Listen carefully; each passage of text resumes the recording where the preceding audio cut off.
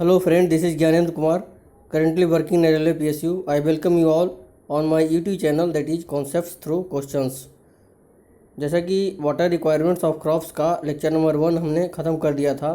आज water requirements of crops का lecture number 2 हम स्टार्ट करेंगे। But before starting lecture number 2, lecture number 1 में कुछ पॉइंट ऐड कर लेते हैं। ये जैसे मैंने आपको बताया था कि खरीफ क्रॉप्स क्या होता है, रबी क्रॉप्स क्या होता है, उसी तरह एक पेरिनियल क्रॉप्स होता है और एक जायद क्रॉप्स होता है। पेरिनियल क्रॉप्स किसको कहते हैं? शुगर केन, ठीक है। वैसे क्रॉप्स जो ऑलमोस्ट 360 टू 365 डेज पूरे साल तक लगा हुआ रहता है खेत में, ठीक है, उसको क्या बोलते हैं? पेरिनियल क्रॉप्स बोलते हैं, जो कि शुगर केन है, ठीक है। जायद क्रॉप्स किसको बोलते हैं? मार्च से जून के बीच में होने वाले फसल को जायद क्रॉप्स बोलते हैं, ठीक है। जैसे कि फ्रूट्स एंड वेजिटेबल्स, ठीक है। और मार्च से जून के बीच के सीज़न को क्या बोलते हैं? जायद सीजन, ठीक है। और इस सीज़न में होने वाला crops that is fruits and vegetables को जायद क्रॉप्स बोलते हैं, ठीक है। ये आपको बेसिकली न्यूमेरिकल सोल्व करने में काफ़ी हेल्प करेगा, क्योंकि अगर आपसे पूछेगा कि discharge at the head of the main canal, ठीक है, तो आप कैसे निकालोगे? शुगर केन के लिए कितना डिस्चार्ज चाहिए? मान लीजिए शुगर केन है पूरे साल, फिर आपका ये मान लीजिए कि आपका व्हीट है जो कि आपका रबी सीजन का फसल है, फिर आपका बीच में आ जाएगा आपका जायद, फिर खरीफ आ जाएगा, ठीक है। तो क्या आप डिस्चार्ज कैपेसिटी अगर निकालना होगा या discharge at the head of main canal निकालना होगा, ठीक है, मैक्सिमम डिस्चार्ज, तो क्या करना पड़ेगा? ये दोनों के डिस्चार्ज को ऐड करना पड़ेगा, इस दोनों को डिस्चार्ज को ऐड करना पड़ेगा, इस दोनों को डिस्चार्ज को ऐड करना पड़ेगा, और ये तीनों कैटेगरी में जो मैक्सिमम होगा, ठीक है, वो हमारा क्या हो जाएगा? मैक्सिमम डिस्चार्ज, ठीक है, या डिजाइन डिस्चार्ज हो जाएगा, ठीक है, discharge at the head of the main कनाल।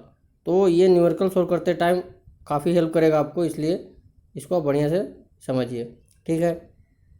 अब एक पॉइंट था कि ड्यूटी का यूनिट्स क्या होता है। कुछ लोग गलत समझ लेते हैं कि ड्यूटी का यूनिट्स जो होता है हेक्टेयर होता है। हेक्टेयर नहीं होता है ड्यूटी का यूनिट्स। ड्यूटी का यूनिट्स होता है हेक्टेयर पर मीटर क्यूब पर सेकेंड, हेक्टेयर पर मीटर क्यूब पर सेकेंड, ठीक है। उसी तरह डेल्टा का यूनिट मैंने लिख रखा है यहाँ सेंटीमीटर और मीटर। बेस पीरियड का जो यूनिट होता है वो होता है डेज, ठीक है। तो ये सब जो छोटे छोटे पॉइंट है इसको आप याद रखिए, तो आपको आगे जाके हेल्प करेगा। अब चलिए हम लेक्चर नंबर 2 स्टार्ट करते हैं, ठीक है। तो फ्यू इम्पोर्टेंट डिफिनीशंस, ठीक है, ये कुछ डिफिनीशंस है जिसको आपको याद रखना है, जिसको समझना है। तो सबसे पहला पॉइंट है gross commanded area, second point is culturable commanded area, ठीक है। अब सबसे पहले हम समझेंगे कल्ट्रेबल कमांडेड एरिया क्या है, उसके बाद with the help of this we will understand this concept, ठीक है। तो कल्ट्रेबल कमांडेड एरिया क्या होता है? जैसा कि आप देख रहे हैं कि कहीं खेती हो रहा है, चाहे वो किसी भी सीज़न का हो, खेती एक्चुअली में अगर हो रहा है कहीं भी, धान की खेती हो रहा है, गेहूं की खेती हो रहा है, मसूर की खेती हो रहा है, चना की खेती हो रहा है, आपको जो दिख रहा है कि खेती हो रहा है वो कहलाएगा कल्ट्रेबल कल्टिवेटेड एरिया, ठीक है। It is that portion of culturable commanded area which is actually cultivated during crop season, ठीक है। मान लीजिए कि रबी का सीज़न है, अगर रबी के सीज़न में मान लीजिए गेहूँ हो रहा है कहीं, आपको दिख रहा है कि गेहूं का खेती हो रहा है, चना खेती हो रहा है, तो वो जो जिस पार्टिकुलर लैंड में ये खेती जो हो रहा है उसको क्या बोलेंगे? उस पोर्शन ऑफ लैंड को बोलेंगे कल्ट्रेबल कल्टिवेटेड एरिया, ठीक है। और ऐसे लैंड जिसको कि फर्टिलिटी बढ़ाने के लिए किसी क्रॉप सीजन में छोड़ दिया गया है। आपको जैसे कि मैंने पिछले लेक्चर में बताया था कि कभी कभी क्या होता है, किसी लैंड का फर्टिलिटी घट जाता है, तो उसको फर्टिलिटी बढ़ाने के लिए किसी पर्टिकुलर न्यूट्रिएंट्स की कमी हो जाता है। प्लांट्स अगर लगातार किसी पर्टिकुलर न्यूट्रिएंट्स को कंज्यूम करते रहते हैं तो उस खेत में उस न्यूट्रिएंट्स का कमी हो जाता है, तो उसके लिए क्या करते हैं? हम फॉलो छोड़ देते हैं, लैंड को खाली छोड़ देते हैं। तो मान लीजिए किसी क्रॉप सीजन में कोई लैंड खाली छोड़ा हुआ है, या किसी लैंड में घास ये सब उगा हुआ है, घास फूस उगा हुआ है, तो वैसे लैंड को क्या बोलेंगे? Culturable uncultivated area. It is that portion of the culturable command area which is not cultivated during crop season. मतलब किसी क्रॉप सीजन में इस पर्टिकुलर टाइप्स ऑफ लैंड में कल्टीवेशन नहीं होता है, ठीक है। तो culturable cultivated area plus culturable uncultivated area दोनों को अगर ऐड कर देंगे तो हमारा क्या आ जाएगा? कल्ट्रेबल कमांडेड एरिया, ठीक है। तो कल्ट्रेबल कमांडेड एरिया क्या हो गया? जहाँ एक्चुअली में खेती हो रहा है और वैसे पार्ट ऑफ लाइन जिसको खाली छोड़ दिया गया किसी क्रॉप सीजन में, या जहाँ पास्चर्स है, जहाँ घास फूस है, ठीक है, पास्चर्स लैंड या फॉलो लैंड्स, ठीक है। तो अब ये तो होगी आपका कल्टिवेबल कमांडेड एरिया, ठीक है। और इस एरिया में अगर हम ऐसे एरिया को ऐड कर देंगे जो कि तालाब है, कहीं कहीं रेजिडेंशियल एरिया है, बिल्डिंग्स है, रोड्स है, फॉरेस्ट है, अगर ये सारे पार्ट को ऐड कर देंगे, ऐसे एरिया को आप ऐड कर दीजिएगा तो आ जाएगा ग्रॉस कमांडेड एरिया आपका, ठीक है। तो ग्रॉस कमांडेड एरिया क्या हो जाएगा? कल्टिवेटेड जो होगा cultivable as well as uncultivable area, ठीक है। मतलब कल्टिवेटेड एरिया जिसमें हम कल्टिवेशन कर सकते हैं, कल्टिवेबल कमांड एरिया, और क्या अनकल्टिवेबल कमांड एरिया, ठीक है। दोनों का ऐड करके क्या हो जाएगा? ग्रॉस कमांडेड एरिया, ठीक है। कल्टिवेबल कमांडेड एरिया क्या हो गया कि ये आपका, इसको कल्टिवेबल कमांडेड एरिया भी बोलते हैं, ठीक है। तो ये हो गया आपका ये दोनों को मिलाकर, ठीक है। और इसमें अगर हम ये अनकल्टिवेबल एरिया को ऐड कर दिए तो ग्रॉस कमांडेड एरिया हो गया। सिंपल है, ठीक है। अब आगे देखते हैं इंटेंसिटी ऑफ इरिगेशन क्या होता है। The intensity of irrigation is defined as the percentage of cultivable commanded area propose to be irrigated annually. यहाँ ध्यान रखने वाली बात यह है कि कल्टिवेबल कमांडेड एरिया है ये, ठीक है। मतलब कि ये दोनों का addition, cultivated area, cultivable uncultivated area, ठीक है। कल्टिवेबल कमांडेड एरिया का हम बात कर रहे हैं, ठीक है। उसमें से कितना लैंड आपका इरीगेट होता है फसल के लिए, वो परसेंटेज जो निकालेंगे वो हमारा इंटेंसिटी ऑफ इरीगेशन कहलाएगा। एग्जाम्पल से आप समझिए कि आपके पास 10 हेक्टेयर का लैंड है कल्टिवेबल कमांडेड एरिया, ठीक है। उसमें से मान लीजिए कि आपका रबी सीजन में 5 हेक्टेयर में खेती होता है। मान लीजिए 5 हेक्टेयर में आपने गेहूँ लगाया, 5 हेक्टेयर में से कुछ में आपने गेहूँ लगाया, कुछ में आपने चना लगाया, कुछ में आपने मसूर लगाया, ठीक है। 10 हेक्टेयर में से 5 हेक्टेयर में आपने लगा दिया रबी सीजन में, ठीक है। और 5 हेक्टेयर जो बचा उसमें से कुछ पार्ट ऑफ लैंड आप फॉलो छोड़ दिए फर्टिलिटी बढ़ाने के लिए, कुछ में आपका घास है, पॉस्चर्स लैंड है, ठीक है। तो आपका हम ये पूछेंगे कि रबी सीजन में आपका इंटेंसिटी ऑफ इरिगेशन क्या है, तो आपका 50% होगा। 10 हेक्टेयर लैंड में आपने 5 हेक्टेयर में आपने खेती की है, ठीक है। तो इंटेंसिटी ऑफ इरिगेशन क्या होगा आपका? 50% हो गया, ठीक है। वही बोल रहा है कि intensity of irrigation define the percentage of cultivable commanded area propose to be irrigated annually, ठीक है। अगर सीजन का बात करें, रबी सीजन में कितना आपका इंटेंसिटी ऑफ इरिगेशन हुआ, तो 50% हुआ आपका, क्योंकि 10 हेक्टेयर में आपने 5 हेक्टेयर में आपने खेती की, 5 हेक्टेयर आपने छोड़ दिया या घास उस जमा हुआ। वहीं अगर खरीफ सीजन में आपसे हम पूछे कि 10 हेक्टेयर में आपने खेती, मान लीजिए कि 10 हेक्टेयर में आपने 6 हेक्टेयर में आपने खरीफ सीजन लगा दिया, ठीक है, धान लगा दिया आपने, ठीक है। तो 6 हेक्टेयर में आपने लगा दिया, 4 हेक्टेयर जो बचा है उसको उस सीजन में आप फॉलो छोड़ दिए या कहीं घास जमा हुआ है, तो आपका intensity of irrigation in kharif season कितना हो गया? 60%।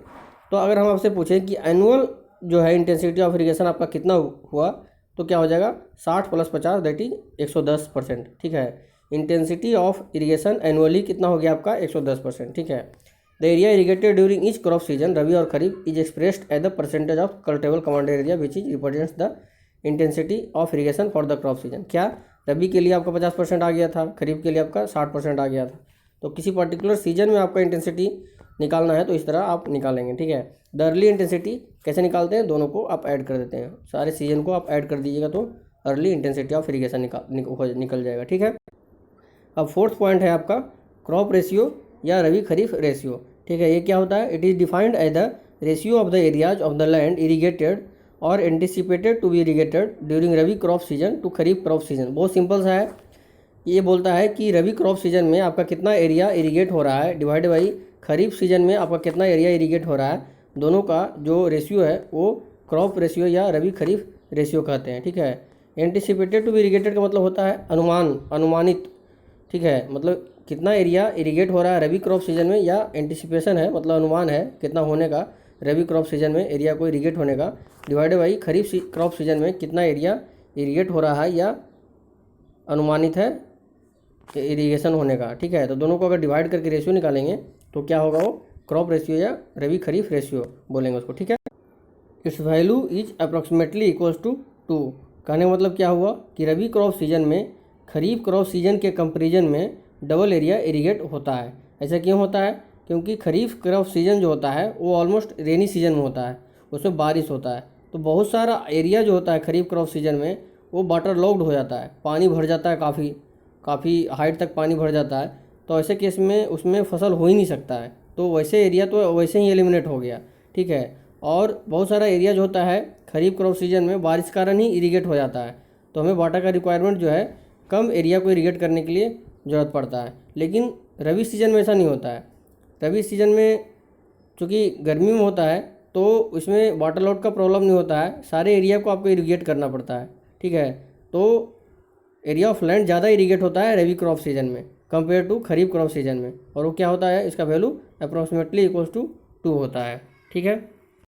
अब फिफ्थ पॉइंट है आपका पैलियो इरीगेशन और पैलियो, ठीक है। It is defined as the watering done prior to the sowing of a crop. Simple सा पॉइंट है, बीज को बोने से पहले जो वाटरिंग किया जाता है उसको क्या बोलते हैं, पैलियो इरीगेशन बोलते हैं, ठीक है। बुआई से पहले जो इरीगेशन होता है उसको पैलियो इरीगेशन बोलते हैं, ठीक है।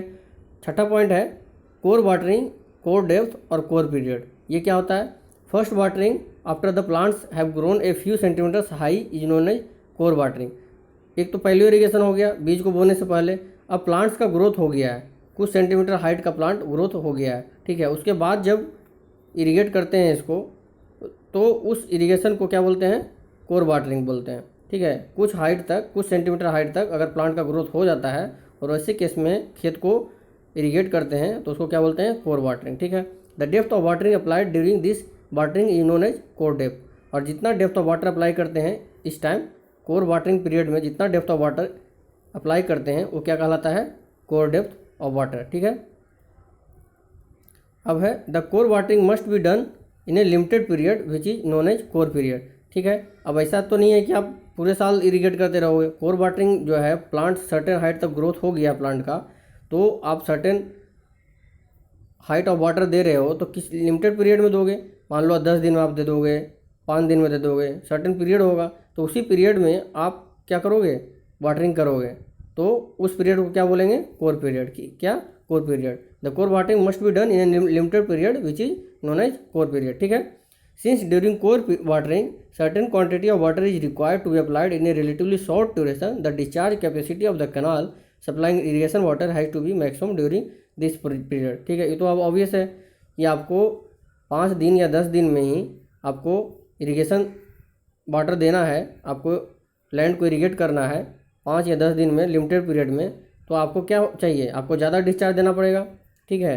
तो कनाल का जो कैपेसिटी है उस समय ज़्यादा होगा, ठीक है।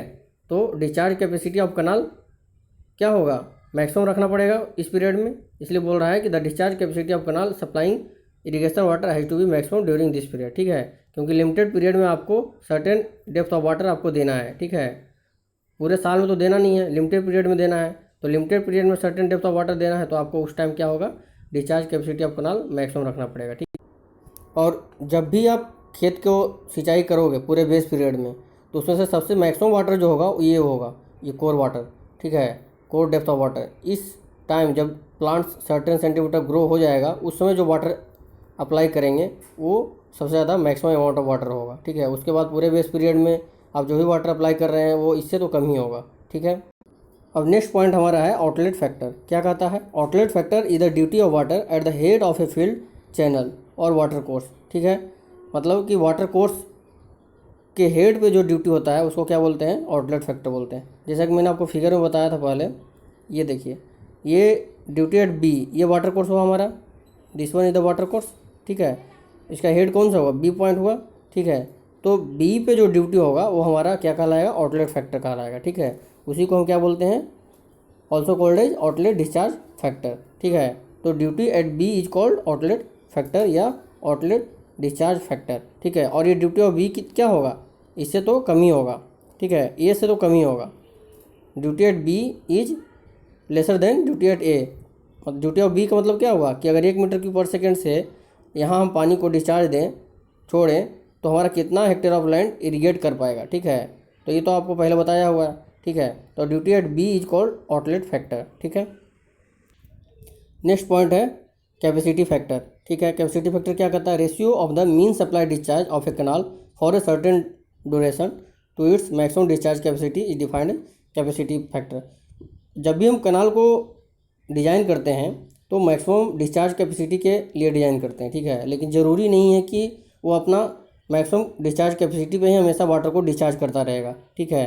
तो क्या कहता है कि mean ratio of the mean supply discharge of canal, ठीक है, ऑन एन एवरेज कितना मीटर क्यूब पर सेकंड से वो डिस्चार्ज कर रहा है खेत में, और उसका मैक्सिमम डिस्चार्ज कैपेसिटी कितना है, ठीक है। वो दोनों का जो रेशियो लेंगे उसको क्या बोलेंगे हम, कैपेसिटी फैक्टर, ठीक है। मतलब ऑन एन एवरेज कितना डिस्चार्ज कर रहा है divided by maximum discharge capacity क्या है, ठीक है। तो उसको दोनों के रेशियो को क्या कहेंगे, कैपेसिटी फैक्टर, ठीक है। अब नेक्स्ट पॉइंट है हमारा टाइम फैक्टर।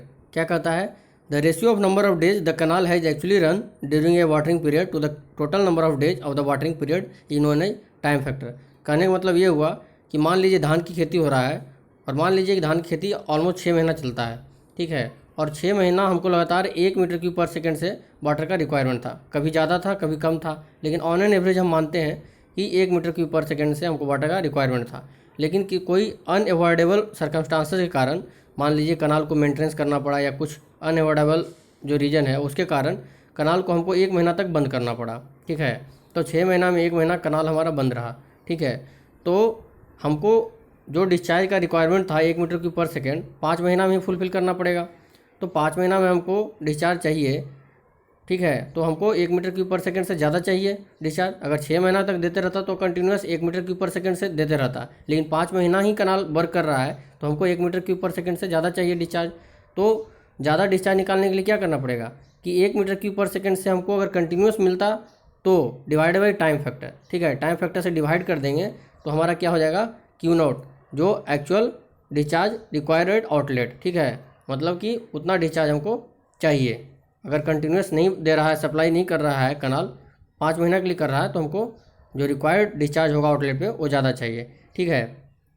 अब तो टाइम फैक्टर क्या हुआ कि मान लीजिए कि 6 महीना का आपका वाटरिंग पीरियड था, तो 6 मान लीजिए 30 ऑन एन एवरेज मैं मान के चल रहा हूँ कि 30 दिन का 1 महीना होता है, तो 6 इंटू 30 इतना आपका वाटरिंग पीरियड था, 5 महीना ही कनाल चला तो 5 इंटू 30, ठीक है। तो ये जो फैक्टर आएगा ना 5/6 वो क्या कहलाएगा, टाइम फैक्टर। हालांकि 30 हर एक महीना में नहीं होता, मैं जस्ट एग्जांपल लेने के लिए आपको समझा रहा हूँ, ठीक है। अब है ट्रांसपिरेशन रेशियो। क्या है, it is the defined as the ratio of the mass of the water transpired by the plant in its full growth period to the mass of the dry matter produced. क्या है कि कितना mass of water ये transpiration के through ख़त्म करता है, मतलब कंज्यूम करता है। जो भी प्लांट है ट्रांसपिरेशन के थ्रू वाटर कंज्यूम करता है, ये पहले ही बता चुका हूँ। तो कितना मास ऑफ वाटर कंज्यूम करता है ट्रांसपिरेशन के थ्रू डिवाइडेड बाई कितना वो जो है ड्राई मैटर प्रोड्यूस करता है। ड्राई मैटर में आपका जो प्लांट्स का जो रूट्स है वो सब भी आ जाता है। जो भी ड्राई मैटर प्रोड्यूस करता है, चाहे वो पत्ता नीचे गिराता हो, पत्ता का डेवलपमेंट होता है या रूट्स का डेवलपमेंट होता है, तो वो सब क्या आता है, ड्राई मैटर्स में कंसिडर होता है, ठीक है। तो mass of dry matter produce is generally taken as the entire mass of the plant includes roots को भी लेके जितना भी प्लांट्स में जो भी मास डेवलपमेंट हो रहा है वो मास ऑफ ड्राई मैटर कहलाएगा, ठीक है। अब बोलते हैं कि पोटैटो के लिए 640 के आसपास होता है, व्हीट के लिए 500 होता है। ये जस्ट एक इन्फॉर्मेशन है जिसको आप याद रखिए। जो ट्रांसपिरेशन रेशियो होता है पोटैटो के लिए 640 होता है, व्हीट के लिए 500 अबाउट होता है। क्रॉप कैलेंडर क्या होता है, tool that provides planting, sowing and harvesting period information.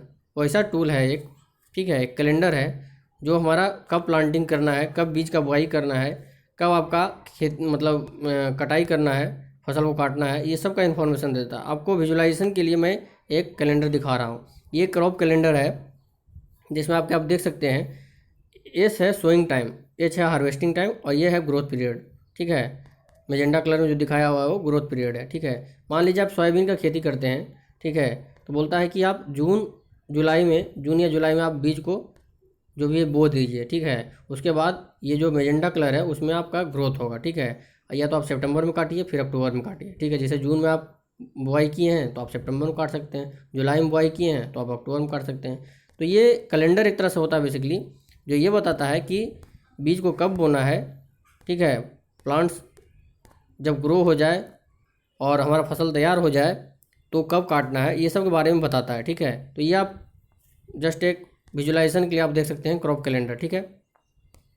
अब नेक्स्ट पॉइंट हमारा है, कुछ और पॉइंट है हमारा जो रह गया है उसको हम बताते हैं। जैसे कि इस फिगर में आप देख सकते हैं कि DF, ठीक है, duty at the head of main canal, ठीक है, DF। तो DF जो होता है उसको हम लोग ड्यूटी ऑन कैपेसिटी भी बोलते हैं, ठीक है। It is design duty at the head of canal, ठीक है, ड्यूटी ऑन कैपेसिटी भी बोलते हैं। तो ये सब जस्ट इन्फॉर्मेटिव पार्ट है जिसको आप याद रखिए। इसको DFO क्या बोलते हैं? ड्यूटी ऑन कैपेसिटी, ठीक है। उसी तरह ओवरलैप अलाउंस क्या होता है? ओवरलैप अलाउंस होता है कि मान लीजिए कि आपका एक क्रॉप सीजन है, ठीक है, उसमें जो नेक्स्ट क्रॉप सीजन है उसका फसल आपका ओवरलैप कर गया। Sometimes crop of one season में overlap the next crop season for some period, ठीक है। तो उसमें क्या चाहिए आपको? डिस्चार्ज ज़्यादा चाहिए। मान लीजिए एक क्रॉप सीजन है, उसमें दूसरा क्रॉप सीजन ओवरलैप कर गया, तो आपने तो डिस्चार्ज कैलकुलेट किया था किसी पर्टिकुलर क्रॉप सीजन के लिए, लेकिन उसी में कुछ पोर्शन ऑफ पीरियड जो आ रहा है वो दूसरा क्रॉप सीजन का आ रहा है, तो उस पीरियड में आपको डिस्चार्ज ज़्यादा चाहिए। तो the extra discharge of the canal required for this purpose is known as overlap allowance. क्या कहते हैं इसको? Overlap allowance. मतलब एक्स्ट्रा डिस्चार्ज जो चाहिए उस पीरियड में, जो ओवरलैप हुआ है उस पीरियड में, उसमें आपको जो एक्स्ट्रा डिस्चार्ज चाहिए उसको बोलते हैं ओवरलैप अलाउंस। जैसे शुगर केन की खेती में होता है कि शुगर केन पूरा 12 मास चलता रहता है, आपका रबी फसल है, तो रबी फसल और शुगर केन ओवरलैप कर गया, तो जितना पीरियड में आपका ओवरलैप किया है उसमें एक्स्ट्रा डिस्चार्ज का जरूरत होगा, उसको क्या बोलेंगे? ओवरलैप अलाउंस, ठीक है। उसी तरह है कैश क्रॉप। कैश क्रॉप किसको कहते हैं? All non food crops are included in cash crop, ठीक है। जितने भी नॉन फूड क्रॉप्स है उसको कैश क्रॉप में इंक्लूड किया गया है, ठीक है। जैसे कि जूट हो गया, टी हो गया, कॉटन हो गया, टोबैको हो गया, ठीक है, ये सब क्या है? कैश क्रॉप्स में आता है, ठीक है। ये कैश क्रॉप में भी defined as a crop which has to be encashed in the market for processing ETC as it can not be consumed directly by the cultivators. Directly उसको कंज्यूम नहीं कर रहा है, धान गेहूँ की तरह डायरेक्टली उसको कंज्यूम कर रहा है, तो इसको कैश क्रॉप। कैश का नाम से ही पता चलता है कि मतलब जस्ट आपका क्रॉप हुआ और आप मार्केट में देंगे और कैश आपका आ जाएगा। टोबैको हो गया, कॉटन्स हो गया, टी हो गया, ठीक है, ये सब। अब 2-3 डिफिनेशन और है, जैसे कि लाइव स्टोरेज क्या होता है, डेड स्टोरेज क्या है, ग्रॉस स्टोरेज क्या है। तो इस डायग्राम से बहुत ज़्यादा क्लियर आप हो पाएंगे, ठीक है। जैसे कि ये मान लीजिए डैम है, डैम के पीछे बहुत सारा वाटर कलेक्टेड है, ठीक है, रिजर्वायर वाटर, ठीक है। इस टॉप पोर्शन को बोलते हैं top of the bank level, ठीक है। उसके नीचे highest flood level and this is the full tank level, ठीक है। तो लाइव स्टोरेज क्या होता है? डेड स्टोरेज लेवल से लेकर फुल टैंक लेवल के बीच के जो वाटर होते हैं वो होता है लाइव स्टोरेज, ठीक है। ये अपर स्लूस गेट से भी निकल सकता है, ये स्लूस गेट है, इससे वाटर बाहर निकल सकता है, ठीक है।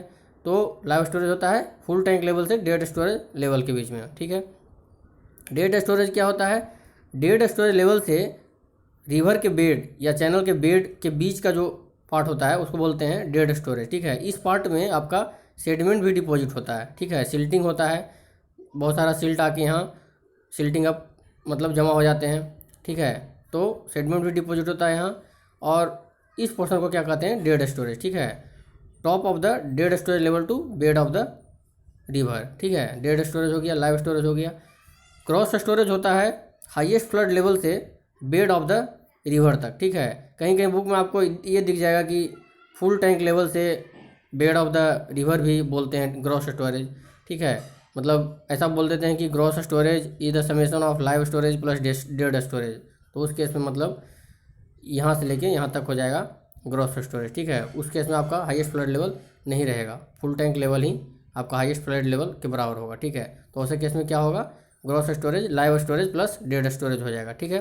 बट यहाँ क्या है? हाईएस्ट फ्लड लेवल से लेके जो है बेड ऑफ द रिवर तक जो भी है हाइट वो है ग्रॉस स्टोरेज, ठीक है। अब इसमें जो top of the bank level है और हाईएस्ट फ्लड लेवल है उसके बीच को जो डिस्टेंस है उसको बोलते हैं फ्री बोर्ड, ठीक है। उसको क्या बोलते हैं? Free board. अब अगर ये मान लीजिए हाईएस्ट फ्लड लेवल नहीं रहता और हाईएस्ट फ्लड लेवल ये फुल टैंक लेवल के बराबर होता, तो उसके इसमें क्या होता? Live storage plus dead storage equal to gross storage. तो लाइव स्टोरेज जो होता है 0.9 टाइम्स ऑफ ग्रॉस स्टोरेज के बराबर होता है, ठीक है। 0.9 times of gross storage is the live storage and 0.1 times of gross storage is the dead storage, ठीक है। I hope this is clear. I hope सारे पॉइंट क्लियरली समझ में आया होगा, वीडियो आपको अच्छा लगा होगा, पसंद आया होगा। अगर फिर भी कोई डाउट या क्वेरी है तो आप कमेंट सेक्शन में लिख सकते हैं, और अगर वीडियो पसंद आया तो चैनल को लाइक, शेयर एंड सब्सक्राइब करें। Thank you.